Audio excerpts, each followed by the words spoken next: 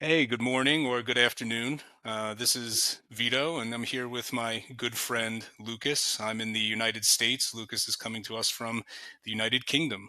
Good morning or good afternoon, Lucas.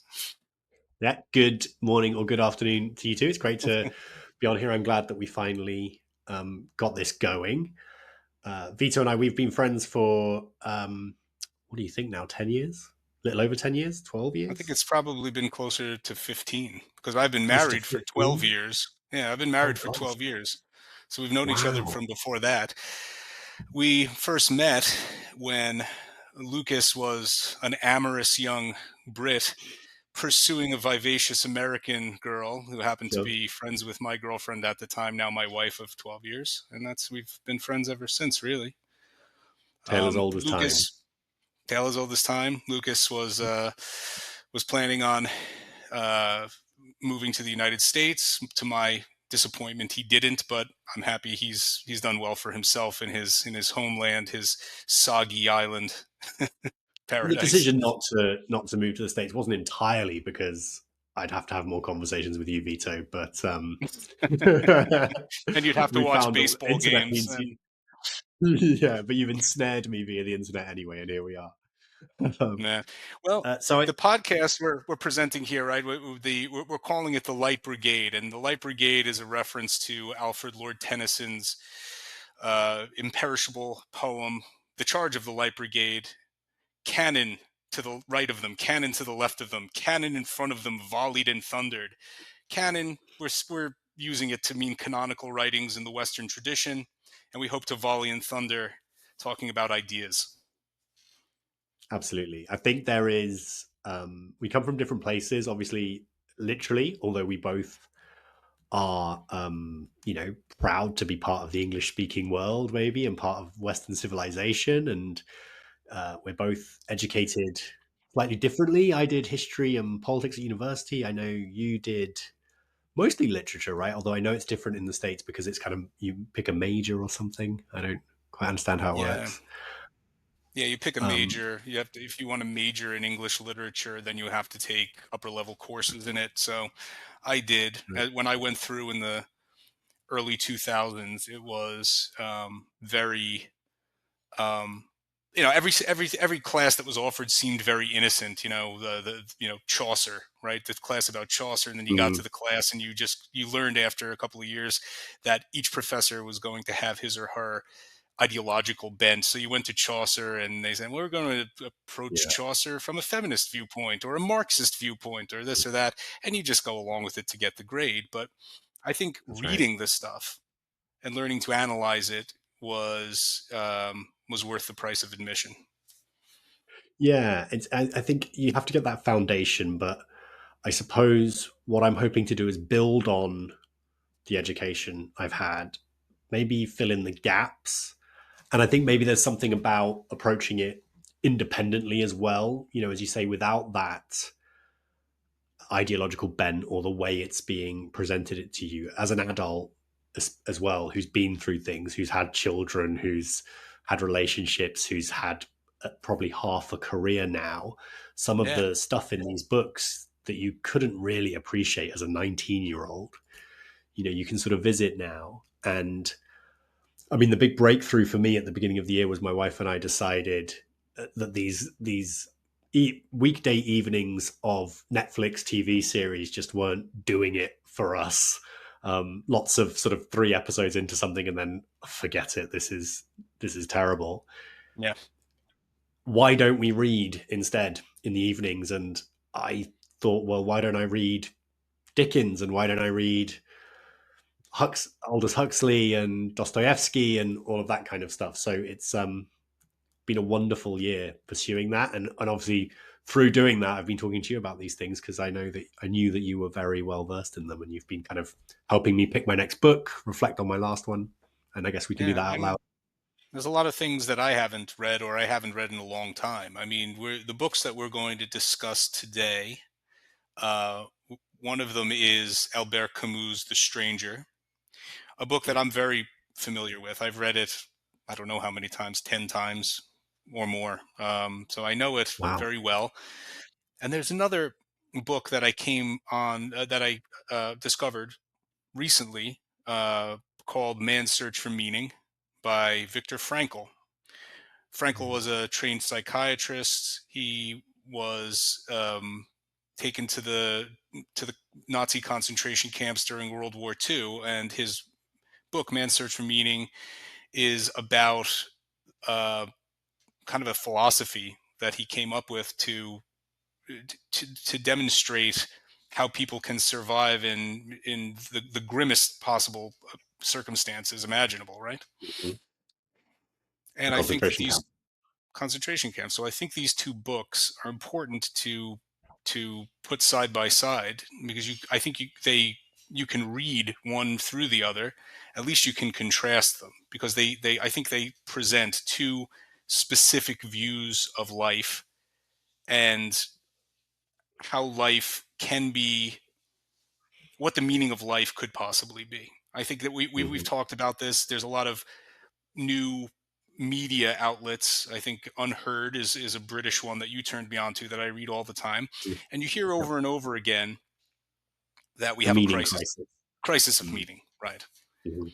So this is a big Yeah. question going forward. We seem to come, we've become like in the Western world, and not only in the Western world, kind of like pandas, right? We can't Right. reproduce ourselves anymore. We can't see the reason to go to do these things, right? That we've And always dominated by done. China.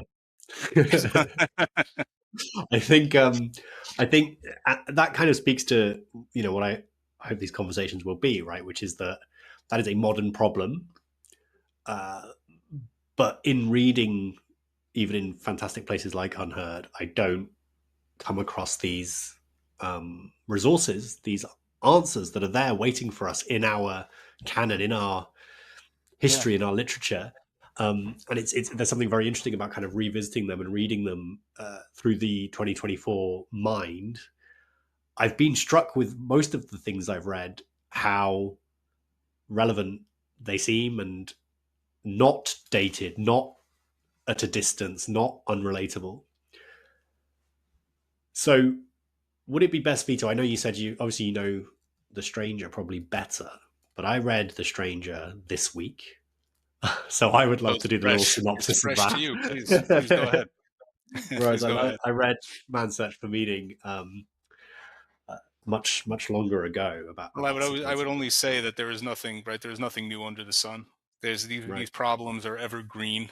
People have thought about them at least for the past, I would say, right since the so-called Enlightenment. I say so-called because it's a rather pompous thing to say that we're enlightening you. And what Enlightenment really means is the triumph of scientific materialism. Right. That's really what they mean by Enlightenment. They mean a naturalistic explanation for every phenomena. So Mhm. stripped this mystery and meaning out of life. And this is, I think, what you and I have spoken about for quite a long time, about Mhm. how we can approach things being conditioned with this narrative of scientific materialism, Mhm. of there being only what's imminent, right? Only what you can see and touch, and that's the whole of existence.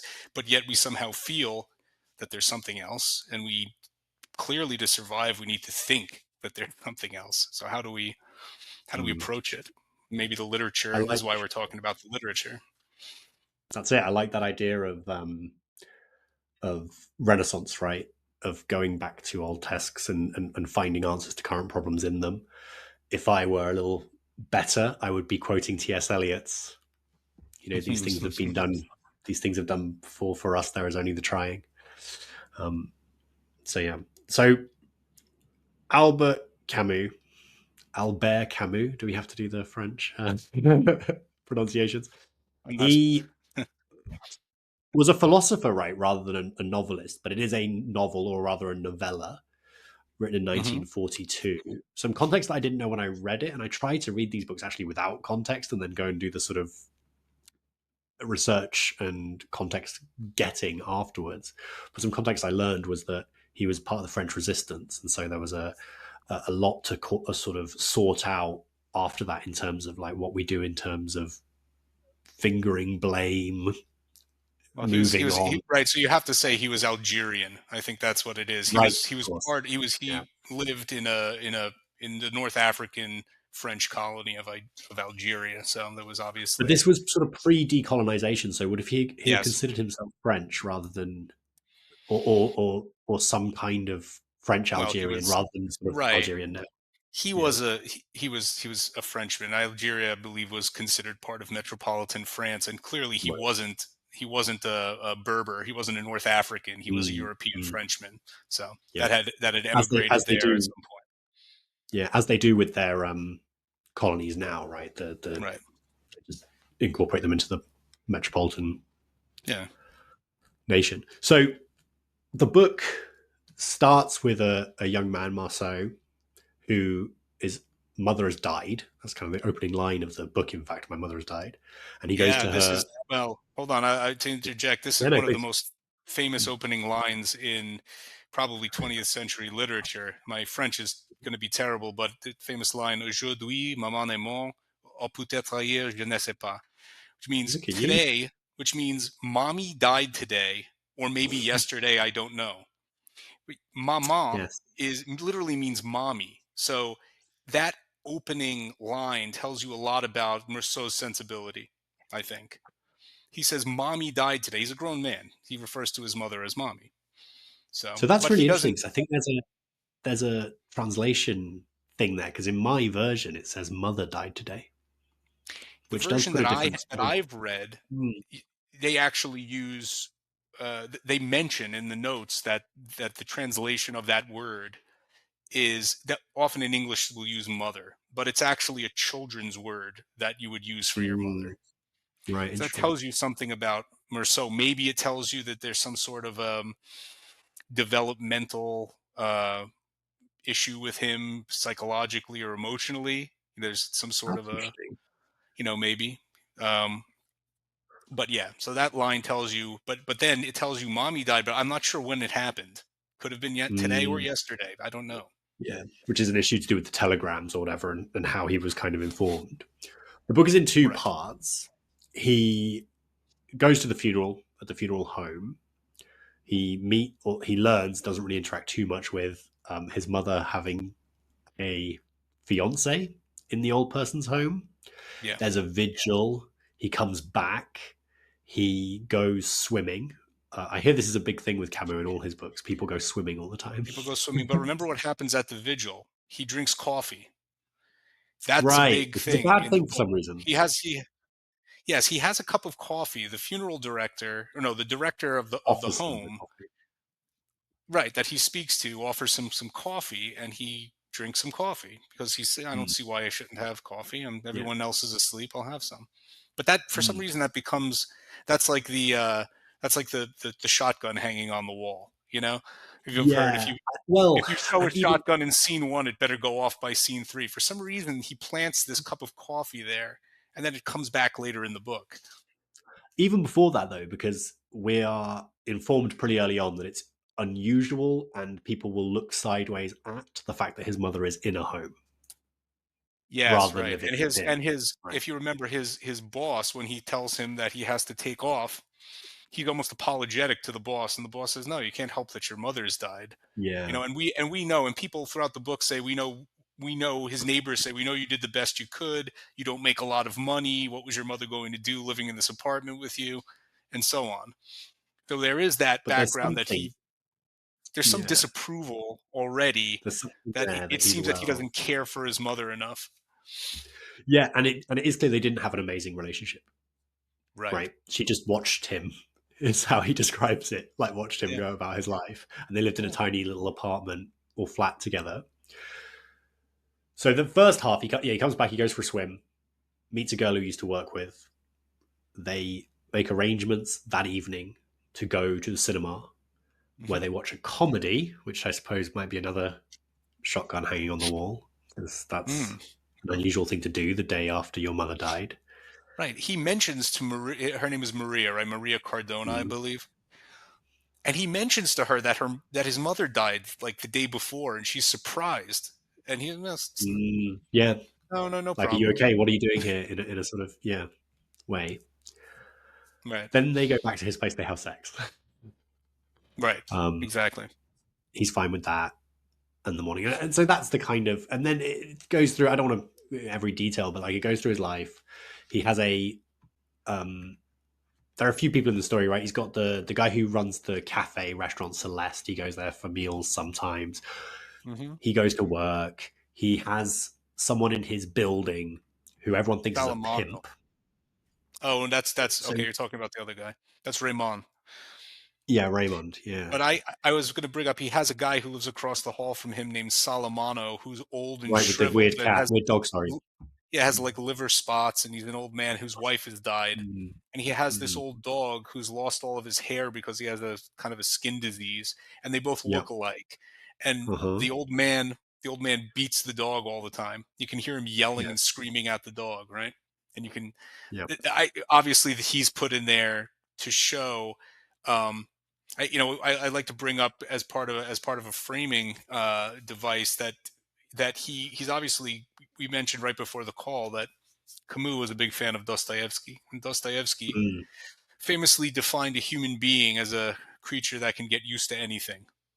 So that's mm. part of the thing. In the beginning of the book, he mentions that his mother was upset when she was taken to the rest home. Right at first. But then after a Yeah. few days, he said if you had taken her in the rest home, she would have been upset.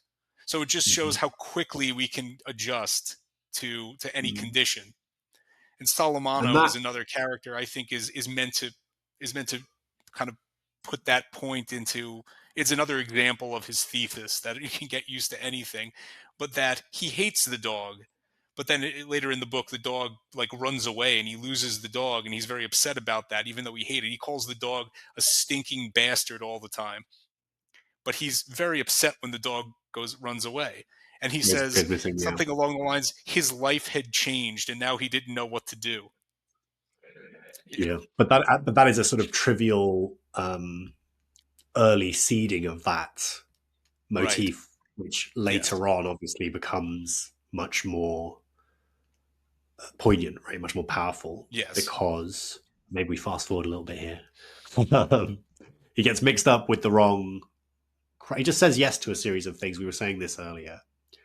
It's because I think Yeah. some people have talked about this in terms of this book, in terms of like free will and choices that people make. This guy is strange. He just does things according to.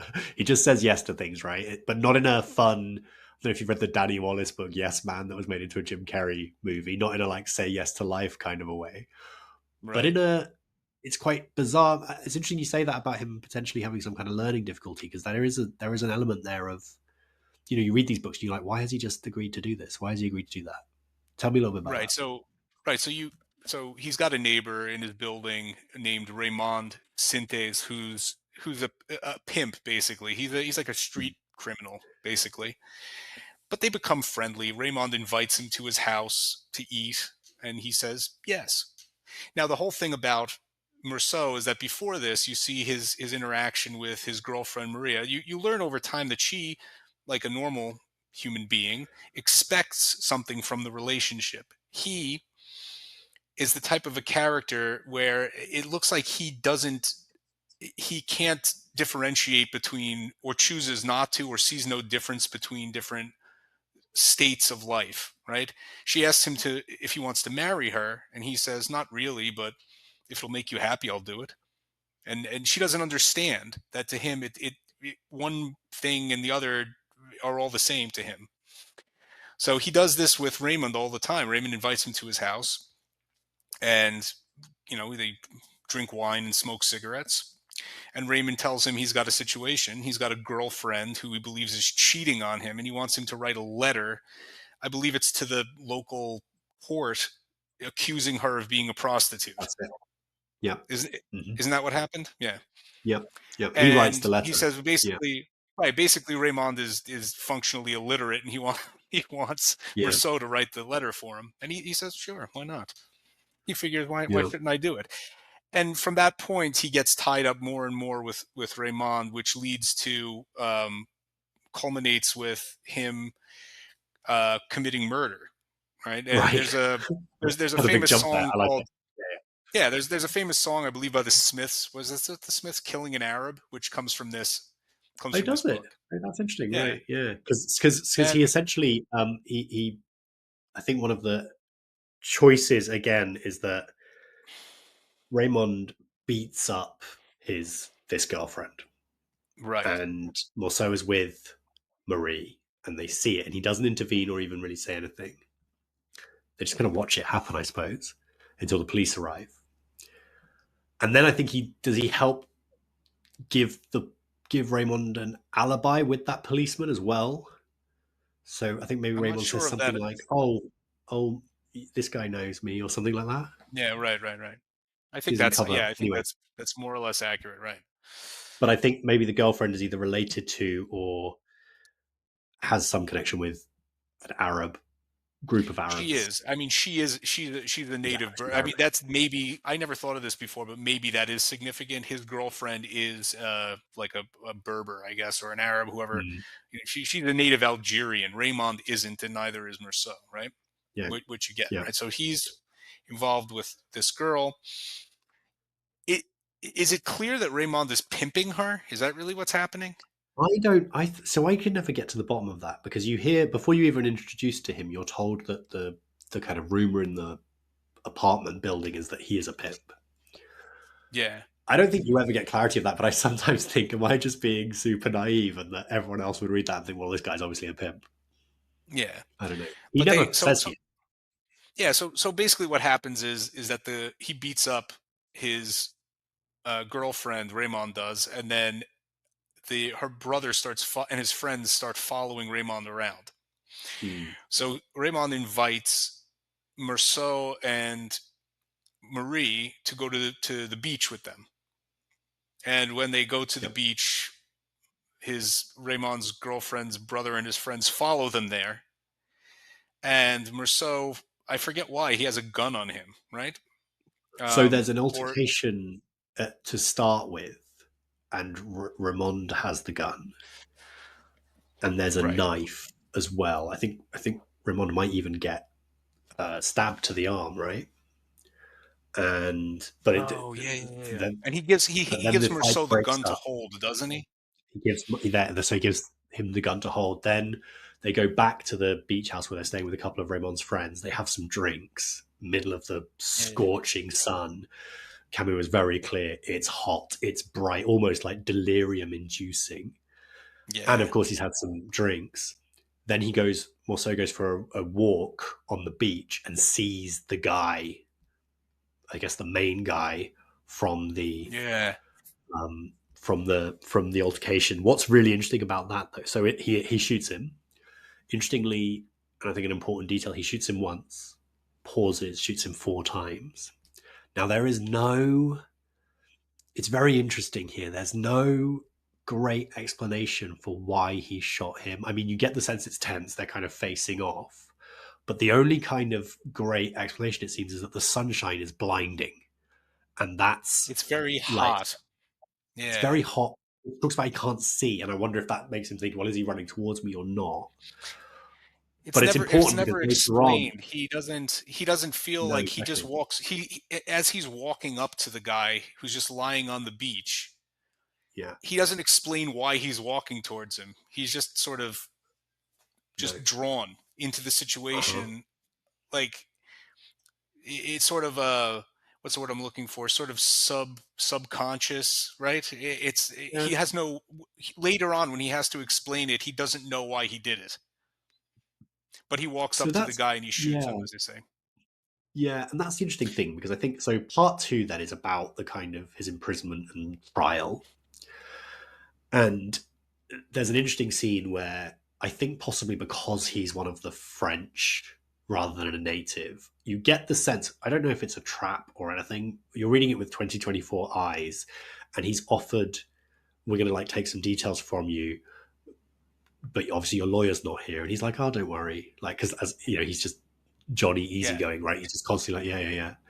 And he tells the story. And I don't know if we're meant to get the sense that he's being offered a way out here. Like, Yes. oh, obviously, like the guy ran at you like with a knife or something, and he's like, no, it's just the sun was really hot, and and they're like, oh, and it's 5 shots, but you probably like just fired them in quick succession in panic, right? And he's like, no, I fired one, paused, waited, and then fired the other Right. four. So he's Well, completely like, honest. He help doesn't yourself. either. He Yeah. doesn't understand that they're trying to offer him an alibi, right?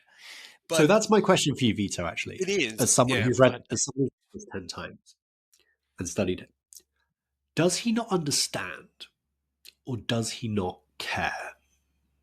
I believe he doesn't care. He doesn't Right. see why he shouldn't tell exactly what happened. What he doesn't understand is that other people will not understand his point of view. I think that's what the entire second half of the book is all Yeah. about. Mm. Is about the fact that people find a person like him threatening. It's understood, to me at least, that the political situation in Algeria at the time was that he could have very easily gotten off scot free, right? Right. Because he only killed a native. It's not like he killed another Right. Frenchman. Yeah. But when they found out about the way he had lived his life, people became horrified and disgusted. So his condemnation was not for killing the Arab or the Berber or whatever you want to say. Loving It his was mum enough. actually right. It was right. It was a condemnation of not loving his mother enough or drinking coffee at her, like being callous. But People, all of that is like, yeah, it's his character, right? He right? didn't care. He put his mum in a home. Didn't care when she died. Obviously, you Yeah. can tell from the coffee. Didn't shed a tear. That's really important. Yes, Um, exactly. went and saw a comedy movie the next night, and you're kind of Hmm. reading this thinking, why does any of this matter? And I think he kind of has the same feeling. He's like, he doesn't see what's happening, which is that his character is being degraded. And I think Yes. it's interesting as well because I think you said something in one of our conversations where you said he has no inner life. And Right. I Yes. I would challenge that because I think he does. There's a lot of interesting stuff he talks about, but it's just almost a failure to interact with reality or make choices.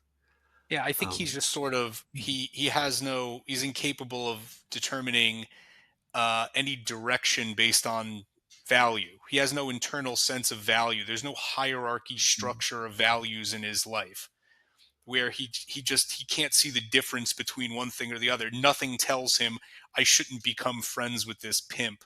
I shouldn't help him out right. because it may lead Yeah. me into trouble. He just says, "Yeah, sure. He asked me. I see no reason why I shouldn't." Right? Yeah. Same thing So with yeah. No, yeah. So he long. just seems to be kind of blown around by his. Right.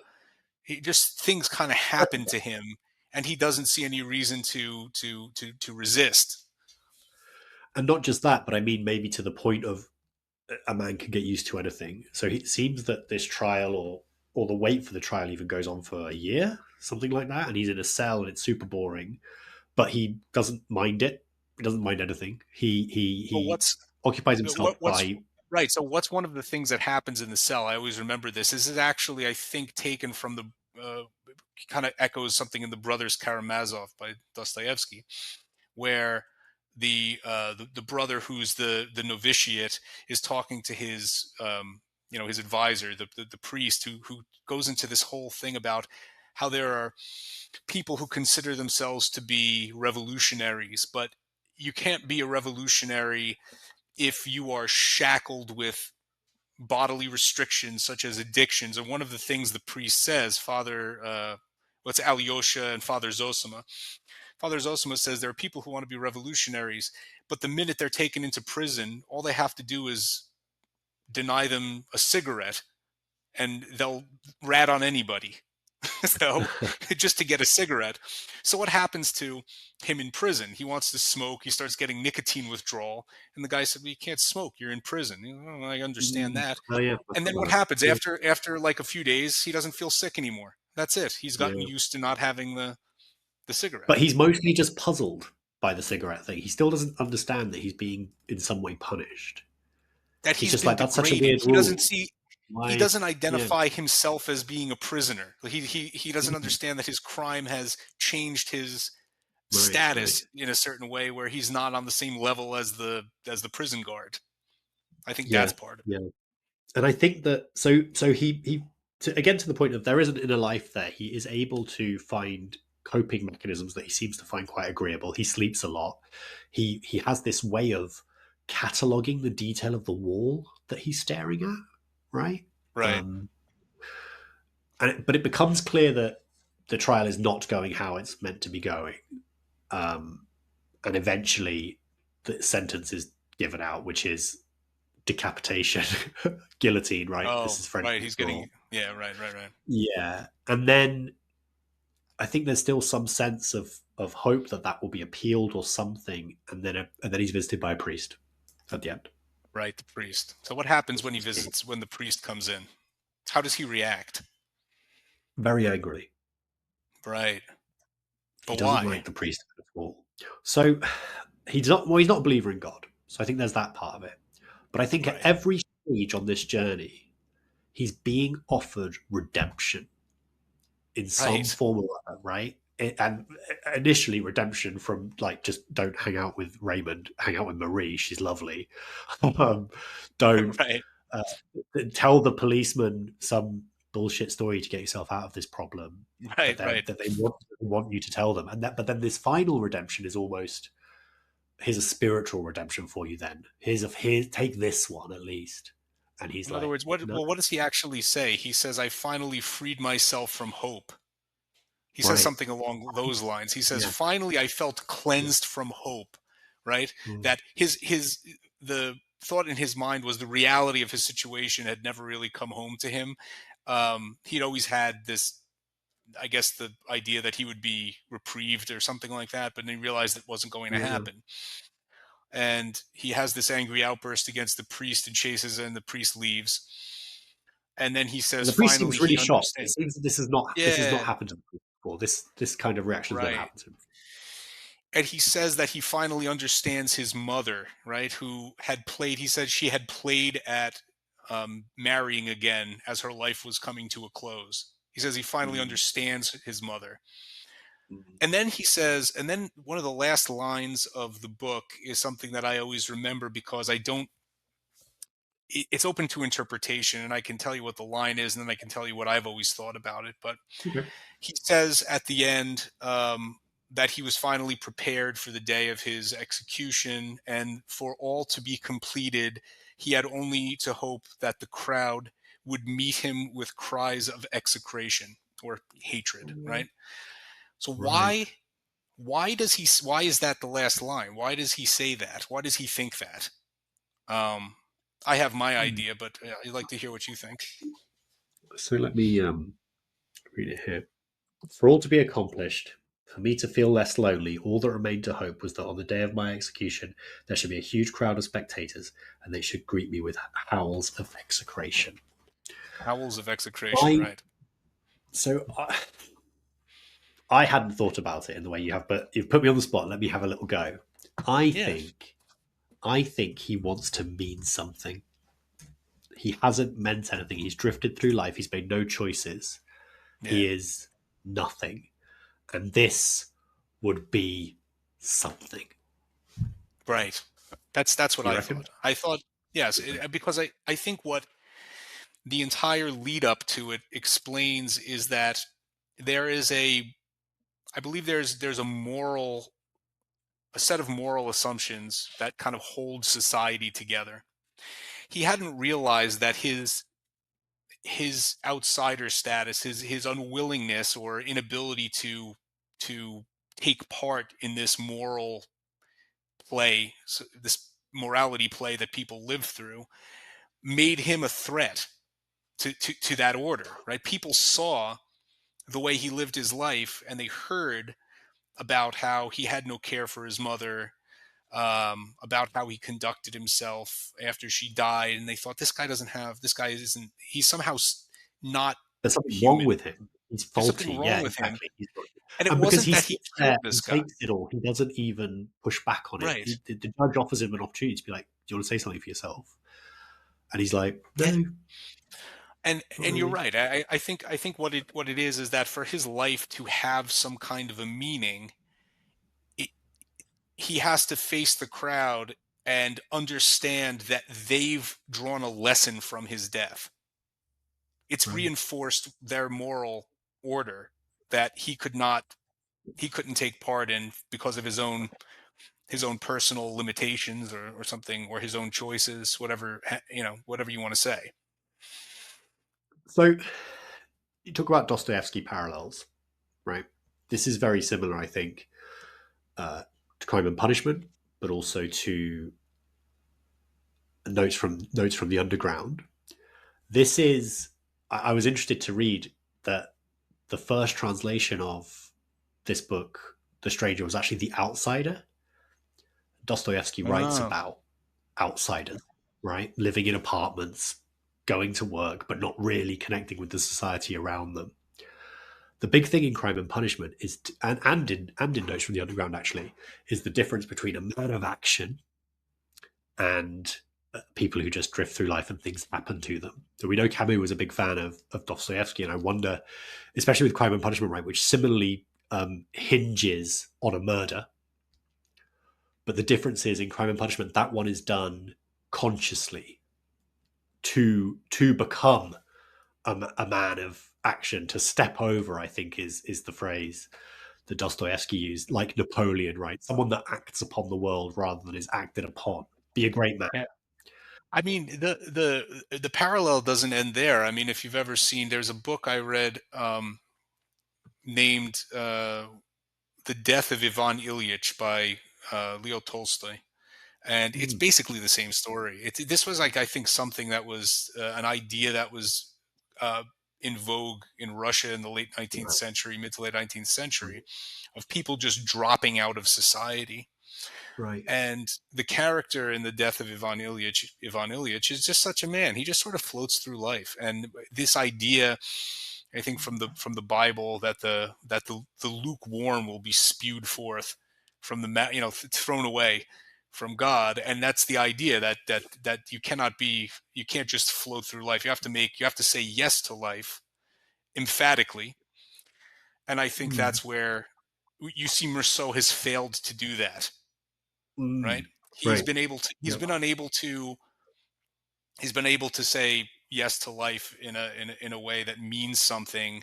And so there's a great saying, that the man who procrastinates will have the decision that he's put off made for him by others, right?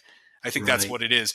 He's failed to achieve positive meaning in his life, so now events have overtaken him, and he's only left with the possibility that his death can be a cautionary tale to other people who are invested in life. Mm, mm. And you think he realizes that at the end, Yeah, and I think that's that's what why. that line means. That's why he says, "For all to be accomplished, they must meet me with howls of execration," I because think that will if show that people haven't it read the means book, I that. want if people haven't read the book, Vito, I wonder if they're listening to this thinking this guy sounds terrible, right? He sounds awful. I kind of liked him. Am I weird? I liked him. I mean, No, I liked it. I he thought it was great. yeah. You find his choices frustrating, but I think he's sincere. The man has no guile, right? That's his problem. He's got no He, like. I like the description of his life. He's a very simple guy. He finds pleasure in simple things. He's a sensualist in a certain way. He enjoys eating. He enjoys sex, but he doesn't think about these things too much. They don't really rule him. He Yeah, just takes things as they come. He spends Sunday, he smokes a couple of cigarettes out the window and watch people walk through the street coming from the cinema. And it's just described in such a way that you go, that doesn't sounds like a really but you wonderful know way he to live. likes you know he likes and appreciates his life because the most sentimentality you get, apart from about Marie's body, is when he says he's in the prison cell for the last time and he can hear the ice cream stall people opening up for the evening. He's like, oh, I just love these summer evenings and I love this place and I Mm. love this life. But it's almost like he realizes that only after it's gone from him. Yeah, there's a really poetic line at the end where he describes what he sees as the gentle indifference of the universe that was Yeah. like him. It was a reflection of himself. he's described as being gently indifferent. So I think Camus is trying to show us a juxtaposition of a person, a character that he comes up with, I think for philosophical reasons, but I think he tries to show that there's no malice. People think that this guy is malicious and dangerous, but in reality, he's simply gently indifferent. He has no real, he has no real ambition to do anything other than just Right. feel things. Yeah, But that's that's it. not good. Yeah. That's not good enough, right? Because Well, he indeed. turns into, yeah. Well, and I think that this is a good way to seg into Absolutely. the Yeah. Man's Search for Meaning by Frankl. Mm, mm. Um, Man's Search for Meaning. If I can take the summary real quickly, it's not really it's not a novel as much as it is it's a it's kind of a work of philosophy. Viktor Frankl was a trained psychiatrist who lived in Vienna, and when World War II broke out, him and his family were taken to the concentration camps. He spent 3 years, I believe, in Auschwitz and a few other places. He survived. His wife didn't. Um, and as a result of this experience, he developed what's been called the third Viennese school. He calls it after Freud, and I forget the second guy's name, but he calls his philosophy logotherapy. Logotherapy is, in essence, um, an affirmative philosophy that says that um, we don't we're not here to expect something from life. Life makes demands of us. Life interrogates us with a question that we must answer, and we must answer yes to that question. And in answering yes to that question, our lives become meaningful. And that meaning can be drawn from even the grimmest situations where a person is the most limited in choice. There is always still a choice in how one approaches the inevitable. And this, I think, it hinges on everything in this book hinges on that, because he says that meaning can be drawn from suffering, but only if the suffering is unavoidable. Because if the suffering is avoidable, what you should do is take away the cause of the suffering. But if the suffering is unavoidable, great meaning can be drawn from suffering. Um, I think you can juxtapose this. He talks about in this book helping people to survive. The men he was with in the camps, and it's really a wrenching description. The first half of the book is his experience going from Yeah. camp to camp. It's very, very hard to read that first half. Right, But the level of yeah. suffering that these men were put through, separation from their families, Yeah. work in horrible conditions, starvation, anything you can think of. But what he was Yeah. trying to do is talk men out of committing suicide, because men Yeah. would say, "Look, I can't take this anymore. I have nothing more to expect from life." And he said, "Well, that's fine, but life may yet have more to expect from you." And in this way, once he started framing it that way, men could see that many of them felt that they could go on. And not only go on, but many of them performed heroic acts. Many of them Yeah. helped others.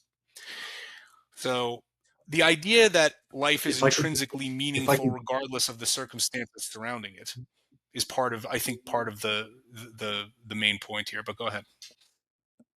so I think one thing I found incredibly interesting in the research here is I kind of delved into, he's very big, Frankel, in this sort of self help world, the kind of rewire your brain, almost 50 great habits of a CEO sort of thing. Um, and they talked a lot about the insight that are between stimulus and response. Your response to said stimulus is a gap Mhm. in which you get to choose how you respond to it. Whatever happens to you, you are always in control of your attitude, right? You can't change that you're in a concentration camp. You can't change that your wife has been killed, but you can change how you respond to those things. I have to admit, I'm a little skeptical of that. Perhaps I don't quite have the control over my emotions that this guy has.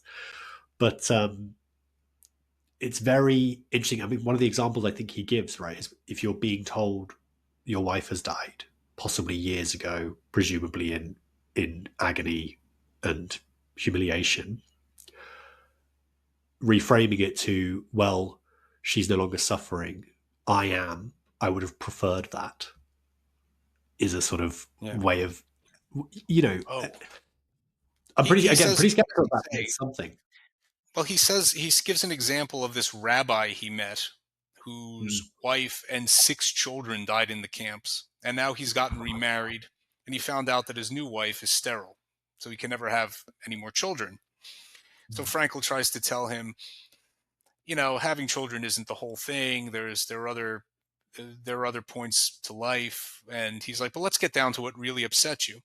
I found this incredibly touching. What the man had said was, he said what really bothered him is that his children had died. Well, first he says, I won't have a son to say Kaddish for me when I die. And he says, what's the real problem? He said, well, my children were killed, but my children were innocent martyrs. In Judaism, they have this concept of someone who died guiltless. They achieve the highest level in heaven. And he says, and I'm an old and sinful man whose life is not worthy of that. So how will I ever be reunited with my children? And Frankel Mm. says to him, did you ever think that maybe you lived so that your years of suffering would purify you so that you would be worthy to rejoin your children in heaven? And he said, holy crap, so he Yeah, reframes everything in such a there's a way mental mastery almost. that he Yeah. reframes it so that the suffering means something. I mean, Mm. that's really that's what it comes down to. So it, if you now we've talked a lot about the difficulty in adopting a belief system to do this work, right? We know, Yes. me and you know logically. Instrumental belief is a Exactly. challenge. Yeah. Right. That Yeah. instrumental belief is something that we've kind of determined is not really open to us. I've Yeah. tried it. Yeah. Uh, Mm. because I think we see the world in a certain way where we want our beliefs to be validated by data, right? We want to feel Mm. as if we're not believing things on faith alone. I think a lot of people are like this. I know you disagree. I think a lot of people are like this because I know a lot of Christians and the popularity of these television shows where they say, "Oh, we've archaeology has proven this point about the Bible," and people love it. They eat it up because they don't want to Right. feel. They want to be able to Yeah. turn to other people who don't believe and say, "See, we were See. right. Yeah. It's real." Yep. Yeah. And then Yeah. if they can't prove it, they go, "Well, it's faith." So that you have all your bases covered. Yeah. Yeah. No, I get that, and I don't disagree. I think there is meaning is a story that you tell yourself.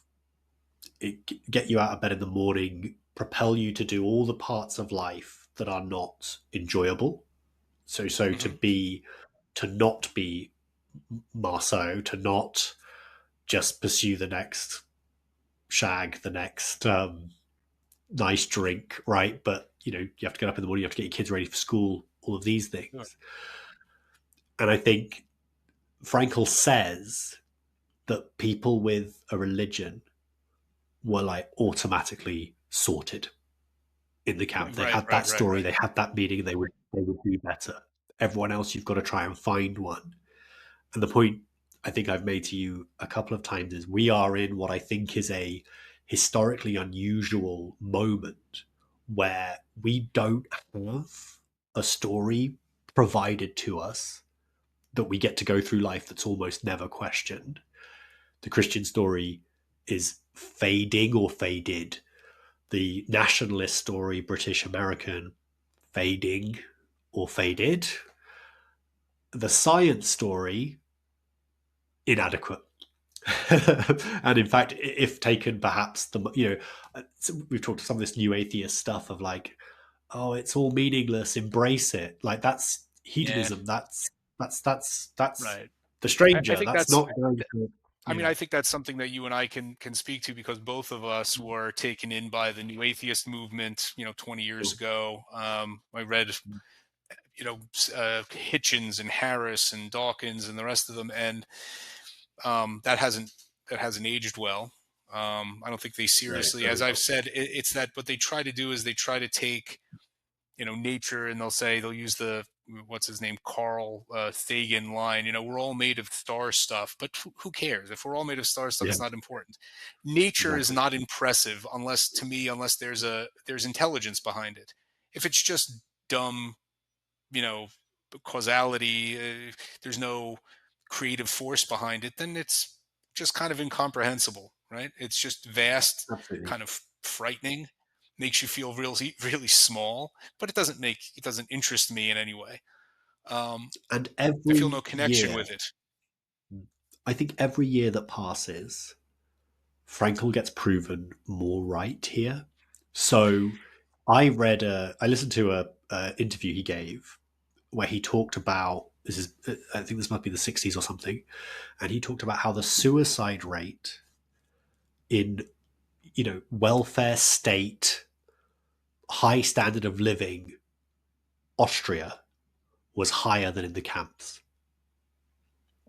Yeah. People didn't have not necessarily that the suffering gave them meaning, but they found meaning in the Oh, suffering somehow. yeah. I mean, this is well known. I mean, this author I've mentioned to you before, Sebastian Junger, who was a war correspondent. You remember if you remember, he was in the war. His photographer Tim Hetherington, who was a British guy, got killed, as a matter of fact, and I believe in Right. Afghanistan.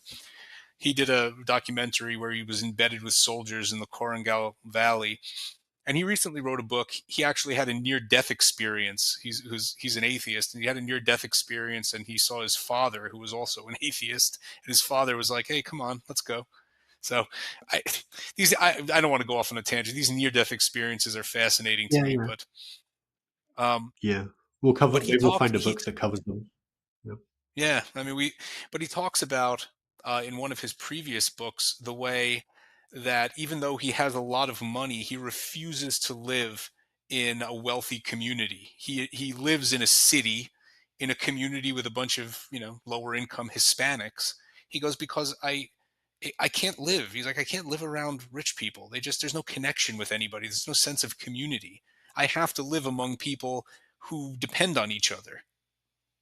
So there's certainly something about that. I think the more Well, comfortable that you are, the farther away you are from all of meaning.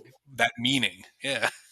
Yeah, and I think a lot of the things we're seeing today, the deaths of despair in your country especially, but in mine too, of people who I forget who said it. Some social scientist talked about the "but for me" problem. You're a coal miner in Pittsburgh or whatever. You used to be able to say, I may not be the most intelligent man, I may not be the most handsome man, I may not be the strongest or the best to be around, but for me, my children don't eat. Right. But for me, my Yeah. wife is alone. Yeah. And we have modern society with all its wonderfulness and the welfare state and the safety net has taken that from a lot of people. Yeah. And I that meaning, not just a macro meaning, not just a you're a loved child of God and there's a plan for you, but even just that very simple one. If there's a baby at home, and if you don't Yeah. come home with to feed it, Well, that's people what. Right. need Well, that. that's one of the things Frankel said. He said, "Oh, look. He says, um, there's a man. Your daughter has escaped to another country. You have to survive for her. She wants to see you again. Or you're a scientist, and only you can complete your work. Mm. Your life is intrinsically valuable. You are unique. Only you can do certain things. You must be there for when you're called upon." I think that's the most powerful thing of all. This idea that, in a certain sense, that you're a player in this great production, this great play, and you need to be there when you're called on, when your part comes up to say your line. Um, Mm. you know, what did Walt Whitman say in that famous poem that the powerful play exists and that you may submit a verse or something of that nature. But I believe it's more than that. Not that you may submit a verse, but that you're called upon to be there at a certain time to do something that maybe that you don't know. You can't say I'm done now. I've done what I wanted to do. It doesn't matter what you want to do. It matters what you're there to do, I right? find I think I read Victory Frankl because of this idea. That I think when I was in New Jersey, I think you just read it or something. You told me how profound you found it. Yeah. To say I'm still not quite there with that idea. That idea of the world might want something from you. I take from Man's Search for Meaning just that meaning is so important. Meaning can get you through anything. You need meaning, etc. That piece, for some reason, isn't resonating more with Well, me as because much it's with me as because it is it's with you. I wonder well, why. it's because it's essentially a question that requires a bit of, I think it requires a bit of faith in the supernatural, unfortunately, right? I understand that. No, I see. I But it there's a depends on how plan. But far there's you're a plan willing to for go. you. I see. Yeah, well, Yeah, in other that's words, interesting. I don't know about plan, but that even if you don't accept the supernatural, that what Frankel says, you are a unique person who has a certain something to give, and you don't know when you'll need to be there, to do it. Right. And So it's a way who of knows? saying there will be, just because you can't find meaning now, Right. ending it, That taking that your own maybe life. That's not that going to. That's intrinsically, closing a right. chapter. Yeah, That could you're be in the future. right, for closing the possibility of doing something worthwhile. But I think to bring it back to Camus, so Mm. you have in Frankel, you have a philosophy of affirming, right, of affirming life. Life asks you a question, you must say yes, right? You must find a way to say yes to life. And I think Frankel's project is saying, how can we give life meaning? And I think Camus' project is, how can we get along in a world that denies us meaning? There is no intrinsic meaning in the world. Camus is a materialist, strict materialist, atheist. And he has a philosophy. He wrote another book called The Myth of Sisyphus, which is not a Yeah, novel. It's a philosophical tract, which the essential idea is he uses Sisyphus, the character from mythology who is punished by the gods, that he must, right, but that he has to roll this boulder up the side of a mountain, and every day he mm. reaches the top and it falls back down, and he's got to do it again. I think of And this, Sisyphus every time I have to clean my house. Say it again. right, Yeah. you better learn. And his message is learn to love the rock, because Right. that's all you get, right? Yeah, yeah, that's He really says we must imagine Sisyphus happy. The struggle towards the heights is enough to fill his heart, and by extension us. I find this terribly grim. I don't well, think it's yeah. very. That's interesting that you say. So I've not read anything else from him, but I kind of always got the impression with. It's difficult to know what he's trying to say, but I always thought Camus might be a bit of a nihilist. I mean, a kind of Yeah. like there's Well, no his point. There's no philosophy is absurdism, right? So absurdism, I think he's trying to absurdism. Yeah, show in the character of Meursault his absurdist philosophy, because absurdism, he also goes on to say in the Myth of Sisyphus, the most important question is, should you commit suicide? You're living in a meaningless world. It's absurd. You were just plopped down here at some arbitrary point in history yeah. with born to some random people, parents, and you're in some country.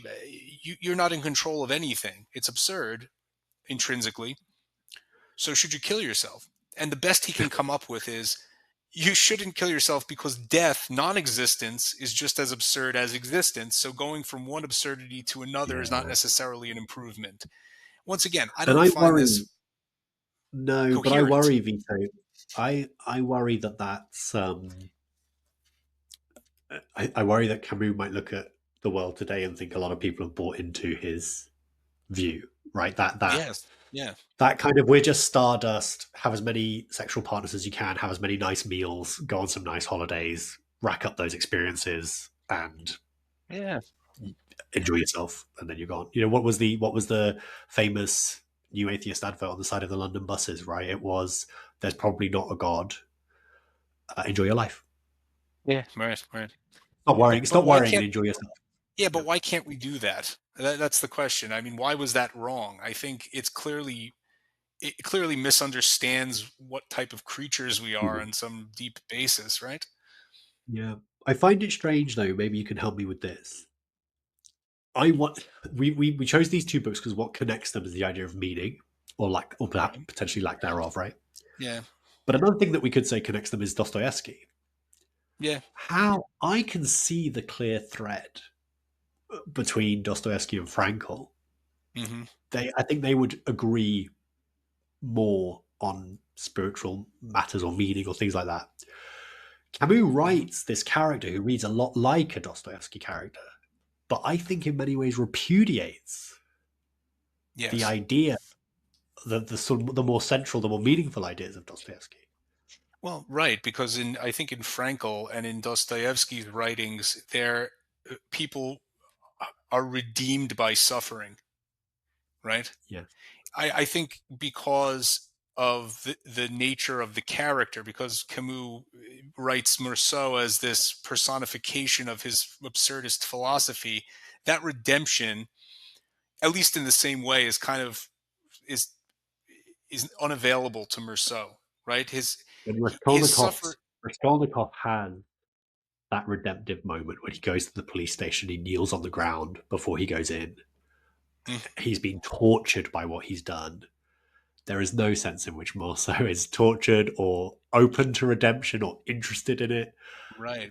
And as a matter of fact, when the priest comes to try and offer it to him, he reacts violently. Right? Yes. He's saying The he's not most only emotionally he acts at any point. right. He Yeah. he he doesn't want that redemption. He doesn't want it. He doesn't think that it's hateful to him in some way. Yeah. A man who's which is funny because you do see this, right? You see this a lot amongst atheists. Is there really is a sense of hatred towards this idea of redemption. Yeah. I have my own problems with Catholicism. I understand why people don't like it. I really do because because Careful. You're an the Italian threat. American, Vito. You're on shaky Well, ground here. it's the threat. I think it's the threat behind it that people don't like. It would be okay if Yeah. you said these ideas. You The can guilt. accept it if you believe it, and they go, no, if you don't believe it, you better take this Right. great gift, or else you're going to burn for all eternity. And people go, I don't know about that. Mm. I think it's the implied threat. So I understand why people don't feel the way that they do, but I don't think that's what causes Merceau to react that way. I think it's something Yeah. different. Now, Yeah. what I do you think? agree. I mean, what would cause him to Um, react that way? It's this forceful rejection of mm, a kind of redemption coming from outside himself.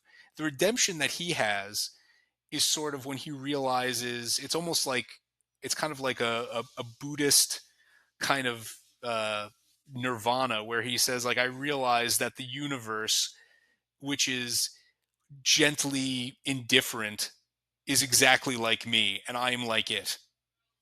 I'm about to go right. back into gentle indifference. I've never been anything different than that. So he sees in the universe a reflection of himself. And that's how he's sort of Yeah. redeemed at the end.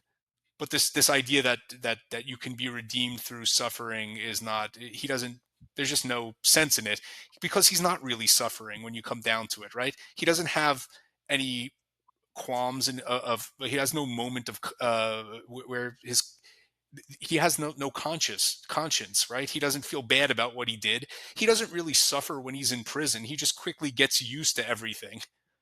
He's only mildly disturbed when he finds out he's going to die, and he has this purifying burst of anger where he gives up hope, and then he realizes his life didn't mean anything to him, and the only way his life will ever have any meaning is if his death confirms the meaning that the other people have condemned him for. But you see it as there's no redemption. He just doesn't care, gets sentenced to death, and for a brief moment cares. And then the priest comes to see him. Right. And he's like, "Oh, actually, I was right. I shouldn't care." That's kind of. I know you think that the Yeah. last line maybe suggests he's looking to leave a mark in some way, and maybe there is that too. Um, yeah, Well, I think he thinks that in some objective sense, his life will have had no meaning unless it was a sort of a cautionary tale for others, right? In other words, yeah, like they're meeting him with he wants them to meet him with cries and howls of execration because his life will then mean something to them. He can find no meaning in his life.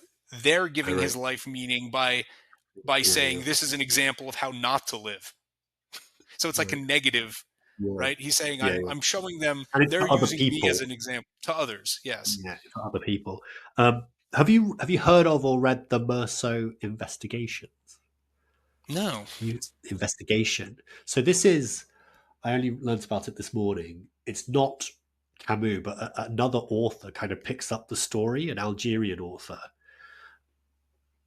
I think this would be the way, were we to go to university today to read it, we would probably, the lens through which we would read this book. So it's about, I'm not, as I say, I've not read it, I've just read a synopsis, but it's a telling of the story from the point of view of the brother of the guy he shot.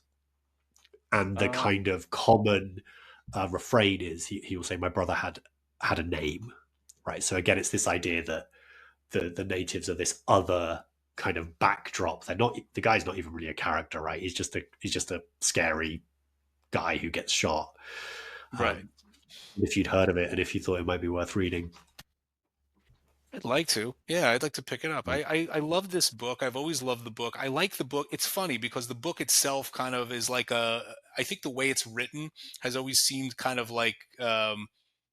a meta reflection on what it like. In other words, like when I'm reading, I've always found that when I'm reading the first half that's describing Merceau's daily life, I'm enjoying it just as much as Merceau. oh yeah, I'm just enjoying this yeah. simplicity and the way the prose kind of rolls and just they're just describing his life going by these lazy afternoons and I'm just really enjoying it and I'm thinking this is I think that's intentional. I think Camus wrote it that way for a reason because he wanted you to feel You the enjoy it kind of too. just satisfaction that Rousseau must be feeling in these simple pleasures, right? The simple Absolutely. pleasure of reading about this, and nothing's really happening.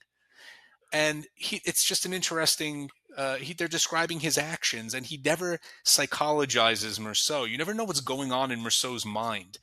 His actions just tell you that even it's though it's not even though much. it's first person, incredibly, right? Even though it's first Yeah, person told, and I think that's what's so, I think, quite genius about the book is that it's incredibly readable. It's so yeah, easy, and yet you are still at the back of your mind as you're reading this first person narrative. Little things are happening that are engaging really big ideas in your head. yeah, It's incredibly well done. I think often when novelists, and he wasn't a novelist, so even more props to that, right? But when they try to talk about these big ideas like meaning or lack of meaning, the prose becomes uh, groans under the weight of such ideas. That is not the case here. It's a very light, easy read. yeah, yeah. Now, I think the ironic part is that Camus himself had often said that that the most pointless way he can imagine to die would be in a car accident, and he did die in a car accident. So, Did he? Oh yeah, it's gosh. ironic, right? But Yeah. no, I mean, I think to summarize, right, you have these two works, and I think Frankel actually alludes to philosophers like Camus in Man's Search for Meaning, He and I does. Yeah. think that you have these two different views that you know, Camus, as I said, is how do we confront a universe and a life that appears absurd, that seems devoid of meaning, and yet our consciousnesses seem to require it, right, to be healthy. So you have these two, this problem, right? You have this friction between what appears outside of us and this requirement inside of us, right? And Absolutely. Frankel is saying, okay, well, there's a way to generate this meaning, but only if you take the responsibility of answering life affirmatively. You have to imagine that life is asking you this question. Will you accept life? And you have to say yes. You have to say yes to it, and you have to act in such a way that shows that you are accepting whatever happens. And you're going to find meaning through action, and you're going to find meaning through unavoidable suffering. That's I think at the extreme. And then Camus, on the other hand, is saying, well, I'm going to only say that it appears very much that there is no, you know, there's no God. and if there is no God, I think he would agree. If there's no God, there is no objective meaning. Everything just is. There is no why, Mm, right? Things just mm. exist. Yep. And we're this sort of aberration. We're this cosmic accident. We're neurotic because we must live our entire life knowing we're going to die. And how can we live with that knowledge? What's the best we can hope for?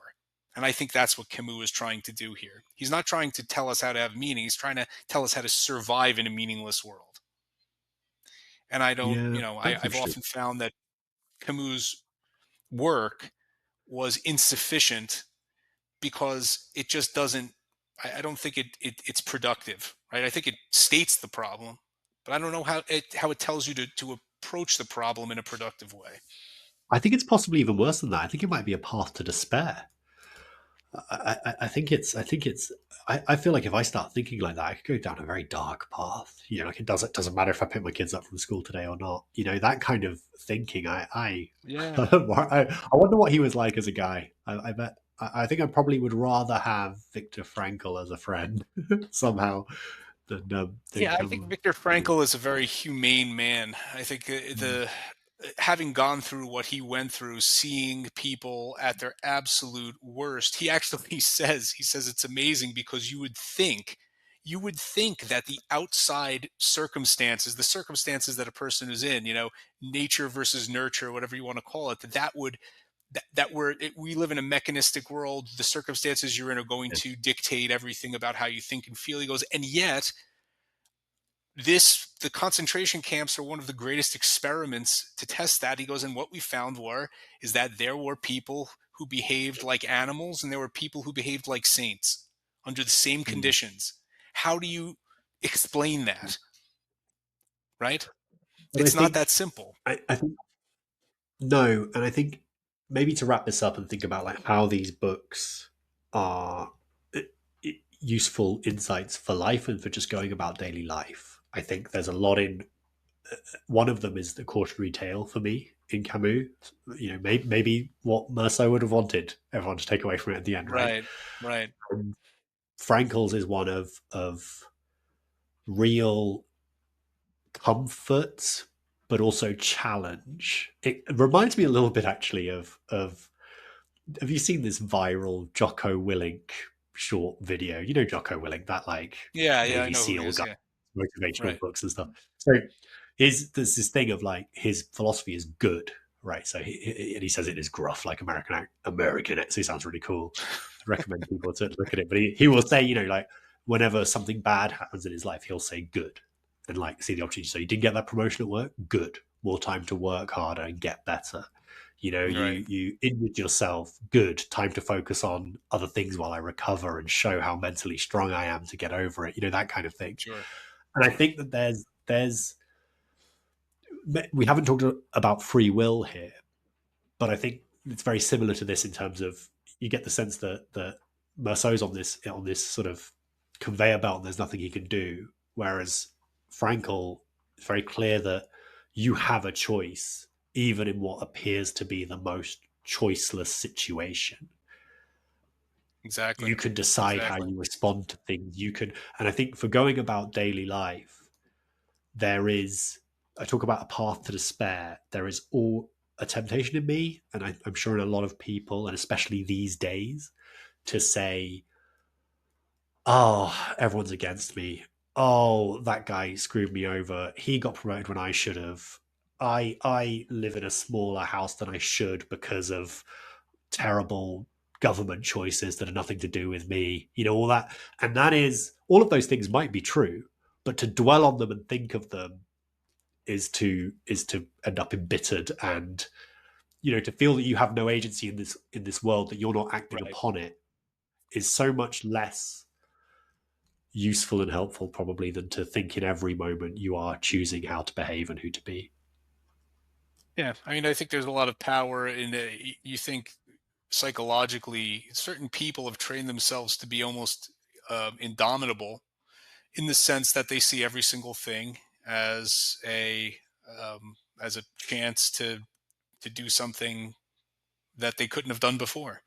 Right? You Right. say, no matter what has happened to me, um, Frankl gives an example that he heard of a boy who had been diagnosed with a chronic illness that was going to kill him. He was terminally ill.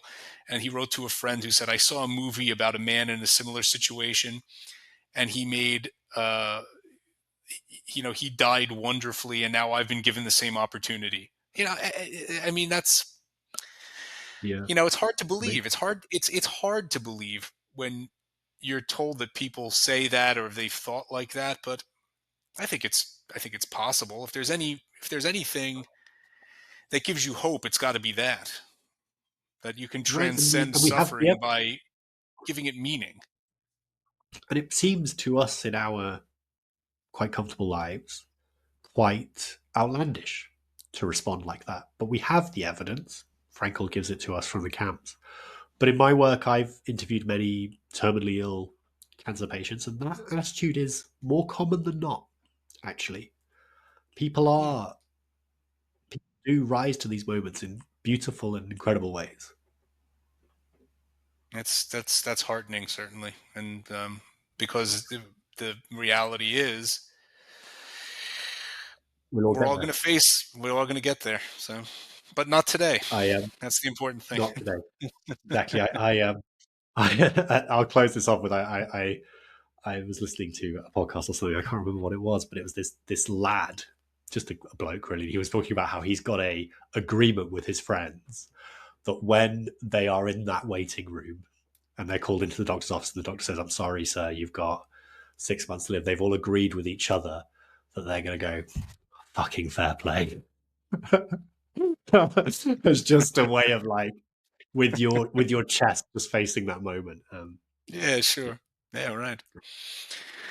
All right. Well, I think that was a enlightening discussion, and I think we ought to do it again with a couple of other books. What's the plan? We're going to try to do, since this format is going to require us to read two books. We're going to try to do it once a month. I think once a month works. Once Bit a of month is research fine, around it as well. Yeah. so we can have an in-depth conversation. Mm. Try to engage with the ideas, maybe their applicability, and steer away from topical politics. I think that's boring. It's been done. Absolutely. And I think it's I just agree. this is really the way to approach, because I feel like, as we've talked about this, the only thing you could control in this world is how you think and how you act. And we have these beautiful books, this beautiful tradition. Yes, Trump, this beautiful tradition that we have in the West. Oh wow, we've done a Trump. We've got a Trump impression on episode one. All right, man. Yeah. Well, Cool. talk to you the next time. Take care, The mate. Light Bye bye. Brigade out. Absolutely. All right, that was good.